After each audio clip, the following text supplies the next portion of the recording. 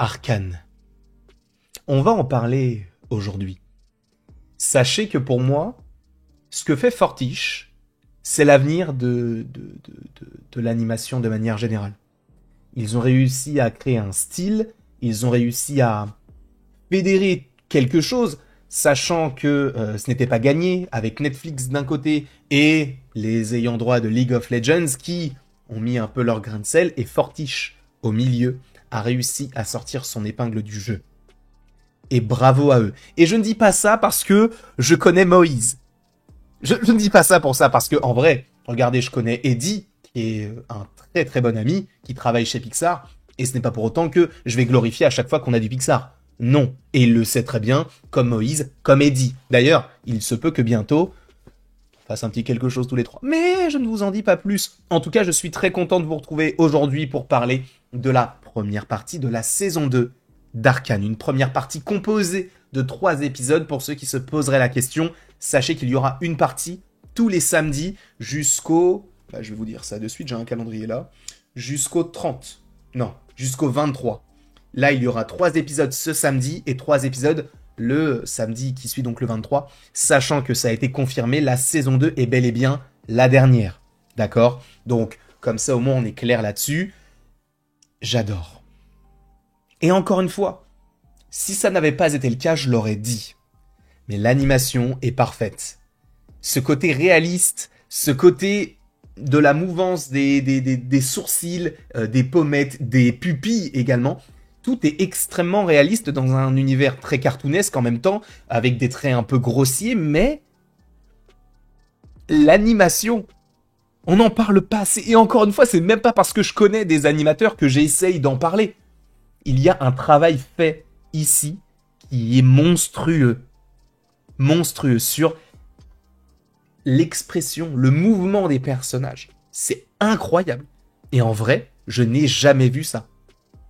Sincèrement, je trouve que le travail d'animation sur ce projet-là est génial. De plus, on essaye de temps à autre de te mêler, on va dire, de leur 3D, mais en essayant de mélanger un peu de 2D de temps en temps, notamment avec le début de l'un des épisodes, peut-être l'épisode 1, je ne m'en souviens plus, ou peut-être l'épisode 2. Bref, en tout cas, à un moment donné, oui, on cherche un petit peu une esthétique. Et c'est un peu comme si on avait voulu nous faire penser que la saison 1, enfin la saison 2 plutôt d'Arcane, mais donc cette partie 1 n'était pas finie. Parce que de temps en temps, on se cherche un peu au niveau de l'animation. On essaie de temps en temps de faire quelque chose en 3D, des fois en 2D, des fois en couleur, des fois un élément en couleur et un autre en noir et blanc. Et j'adore ce côté-là. J'adore ce côté qui est fini, évidemment. C'est une volonté de leur part, mais ce côté un peu, non pas rustique, mais comme s'ils essayaient de faire croire qu'ils se cherchaient en essayant de passer par différents styles d'animation. Et je trouve que c'est génial. Sincèrement. Après, évidemment, il y a tout de même des défauts à donner à cette première partie. Et j'ai peur que ce soit le cas pour le reste de la série. C'est que je n'ai jamais joué à League of Legends. Et c'est vrai que sur certains points pour l'instant, je n'arrive pas vraiment à comprendre. Notamment par rapport à la fin de chaque épisode, où on va avoir un lien avec des loups, supposément dans une grotte. Alors, on m'a expliqué très vite fait, en tout cas j'ai vu des explications sur Twitter de savoir ce que c'était véritablement, mais en même temps, j'ai pas trop envie de me spoiler non plus, tu vois. Et en plus de ça, j'ai vu ces informations-là au moment, parce que je crois que les différentes vidéos, enfin les différentes choses là qu'on voit à la fin des épisodes, c'était un des teasers qui était sorti au tout début de la promotion d'Arcane. Force est de constater que visuellement donc, c'est génial, mais au-delà de l'intrigue sur laquelle on va revenir évidemment, parce que ça c'est un petit peu un aspect négatif, mais les musiques. Il faut savoir que Fortiche, pour le coup, tient bien son nom, pour notamment cette jonction entre l'animation et la musique, parce qu'ils ont déjà réalisé plusieurs films, ils ont déjà réalisé des clips vidéo sur YouTube, sur notamment League of Legends, etc. Ils ont déjà fait de l'animation avec de la musique, et on avait déjà eu cette chanson Enemy, entre guillemets, donc d'Imagine Dragons, avec Jai, je ne me souviens plus de son nom, mais avec une autre personne, ou un autre groupe, je ne sais pas. Mais en tout cas, on avait déjà eu cette musique-là, et ils sont très très forts pour animer de cette manière-là, et même au sein de l'intrigue, au sein de la diégèse, alors évidemment, on a des musiques extra-diégétiques, ça, bien sûr. Au niveau de l'intra-diégétique, je crois qu'on n'en a pas tellement, c'est surtout des musiques qui viennent accompagner tout ça, mais de temps en temps, on a des musiques qui sont des chansons, en fait. Et la manière de monter, la manière de dessiner, d'animer, ça fait vraiment clip vidéo, ça fait vraiment comme si tu regardais un clip sur YouTube. Et dans une série telle que celle-ci, sur Netflix, avec tout l'univers de League of Legends, ça se démarque. Et c'est là où tu vois, et encore une fois, peut-être que je vais les glorifier, j'en sais rien, vous allez dire que je vais trop loin, mais c'est là où tu vois la force de ce studio, c'est que, oui, on a... alors je ne sais pas qui s'occupe de League of Legends, je ne sais pas qui a les droits de ce jeu-là, mais en tout cas, les ayants droit du jeu, et Netflix, et un tel, et un tel, et un tel, ça peut donner une certaine pression, on est bien d'accord. Mais au-delà de cette pression, ils sont là et ils font ce qu'ils savent faire de mieux. Et ça fonctionne très bien. Ils ont travaillé notamment avec Gorillaz et tout, et tu sens déjà visuellement cet impact. On sent qu'il y a des personnages que tu pourrais avoir dans un clip de Gorillaz. On sent que les mouvements des personnages, un petit peu simiens sur certains aspects, fonctionnent très bien. Et c'est ce qu'on a déjà vu du côté de Fortige. Donc c'est là où ils sont très forts, c'est qu'ils arrivent à rajouter leur touche, bien qu'on ait des grosses institutions derrière. Et encore une fois, il faut pousser ça parce qu'ils sont français. Et ça, vraiment, bravo à eux, parce que visuellement, c'est génial. Après, encore une fois, oui, j'ai un petit défaut sur l'écriture. Alors pas forcément sur l'écriture, mais plus sur le lore, parce qu'encore une fois, je n'y connais rien du tout. Je n'ai jamais joué à League of Legends. Pour moi, c'est un univers qui est extrêmement lointain. Mais donc oui, on a de temps en temps des scènes, on a des explications, on va avoir des artefacts, des mots que je ne comprends pas, des moments que même peut-être les gens qui jouent à League of Legends auraient du mal à capter par rapport à l'intrigue même de la série, justement qui se réfère au jeu. C'est pour ça que sur certains points, je suis un petit peu perdu.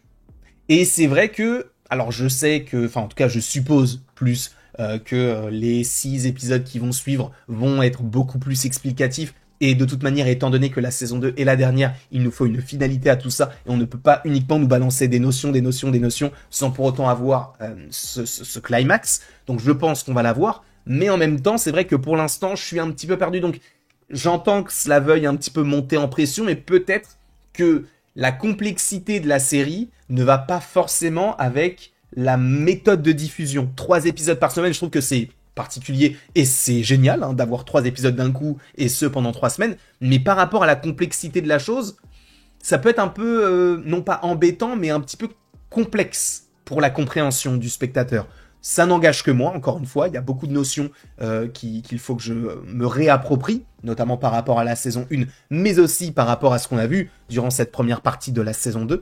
Et si on vient aussi à parler des personnages de manière plus générale, sachant évidemment qu'on fera des critiques 3 épisodes par 3 épisodes, hein, je ne vais pas faire une critique à chaque fois de chaque épisode, et sachez que là je n'ai pas pu faire la vidéo avant parce que je n'étais pas disponible ce week-end, donc c'est pour ça que je le fais maintenant. Sachant que d'ici quelques jours, il y a une interview que j'ai réalisée avec Annelise Vieillidan et Pascal Charru qui travaillent tous les deux respectivement sur la production et la création, réalisation d'Arcane et qui ont travaillé sur pas mal de projets du côté de Fortiche et qui continuent notamment avec un film que j'attends beaucoup, Penelope of Sparta, et ça c'est très particulier, j'ai hâte de voir ce qu'ils vont nous donner. Mais au-delà de tout ça, on va avoir aussi donc différents personnages qui vont évoluer. On va avoir Victor qui a un aspect Moïse, un peu.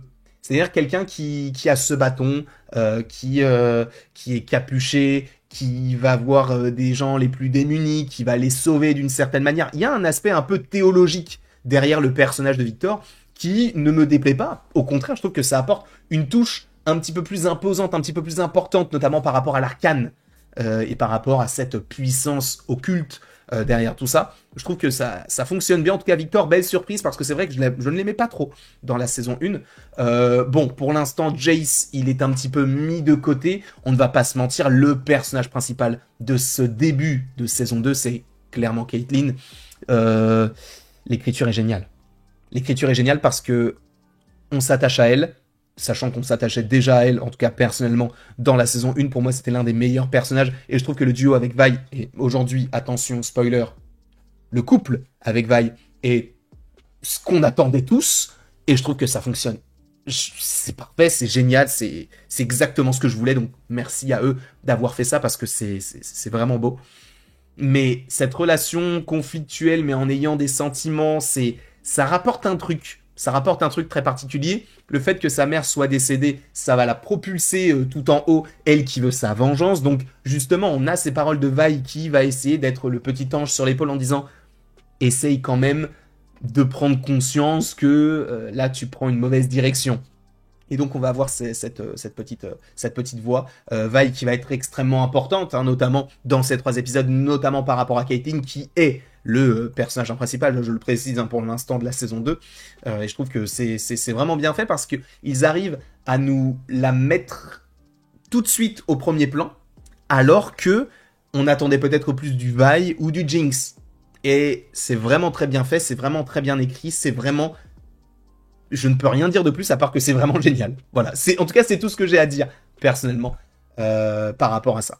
Ensuite, évidemment, il faut parler de Vi, qui je crois est interprété par Hailey Steinfeld en français, en anglais, si je ne dis pas de bêtises. Je crois que c'est Ella Purnell qui s'occupe de Jinx, Ella Purnell qu'on a vu dans Fallout notamment.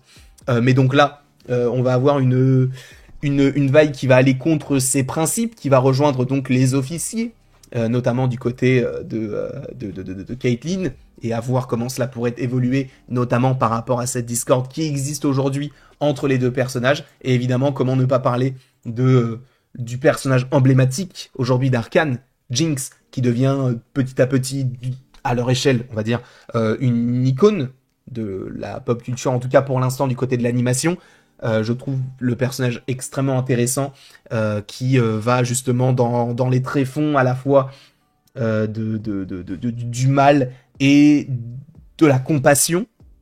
Et ce mix des deux, cette éducation, cette évolution qu'elle a eue d'un côté, du côté de Vander, et de l'autre, du côté de Silco, va la former, va la forger, et va faire en sorte qu'aujourd'hui, elle en veuille énormément à Jinx, et à Vi, pardon.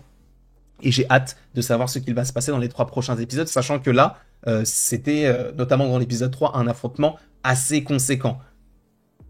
Voilà tout ce que j'avais à dire. J'espère en tout cas que cette vidéo vous aura plu. N'hésitez pas à l'aimer, à la partager, à la commenter, à vous abonner, bref, si ce n'est pas déjà le cas. Et après tout ceci, il ne me reste plus qu'à vous dire à la prochaine pour la prochaine, et regardez Arcane si vous ne l'avez pas vu. Et encore une fois, qu'est-ce que vous faites là si vous n'avez pas regardé la série? Parce que ça a spoilé là, on va pas se mentir. En tout cas, merci encore une fois beaucoup à vous d'avoir été présents. On se retrouve d'ici quelques jours, quelques temps. Donc voilà, c'est tout.